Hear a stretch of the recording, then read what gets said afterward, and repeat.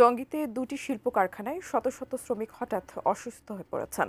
তাদেরকে টঙ্গী জেনারেল হাসপাতাল এবং শহীদ তাজউদ্দিন আহমেদ মেডিকেল কলেজ হাসপাতাল সহ কয়েকটি হাসপাতালে প্রেরণ করা হয়েছে। শহীদ তাজউদ্দিন আহমেদ মেডিকেল কলেজ হাসপাতাল থেকে বিস্তারিত জানিয়েছেন মাজহারুল ইসলাম মাসুম। টঙ্গীর দুটি গার্মেন্টস কারখানার শত শত শ্রমিক হঠাৎই অসুস্থ হয়ে বিভিন্ন হাসপাতালে ভর্তি হয়েছেন। টঙ্গী এবং শহীদ তাজউদ্দিন আহমেদ মেডিকেল কলেজ হাসপাতালে বেশ কিছু রোগী ভর্তি হয়েছে। কী কারণে, কেনই বা তারা অসুস্থ হচ্ছেন, এই বিষয়ে আমি জানবো এই হাসপাতালের পরিচালক ডক্টর আমিরুল ইসলামের সাথে। তার কাছ থেকে আমরা বিস্তারিত জানবো যে আসলে এটি কী রোগ, কোনো ফুড পয়জনিং বা কোনো গ্যাসের থেকে, বা কী কারণে এটি হচ্ছে। আমার এখানে জরুরি বিভাগে সকাল 10:30টার দিকে টঙ্গীর ব্রাভো অ্যাপারেলস ম্যানুফ্যাকচারার লিমিটেড গার্মেন্টসে কিছু শ্রমিক আসেন, প্রায় 71 জনের মতো আসেন আমাদের এখানে।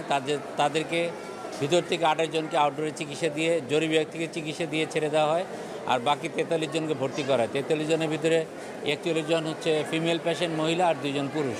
আপনারা বাই দিস টাইম পরিচিত আছেন একটা রোগের নামে মাস সাইকোজেনিক ইলনেস। একটা মনস্তাত্ত্বিক অসুস্থতা।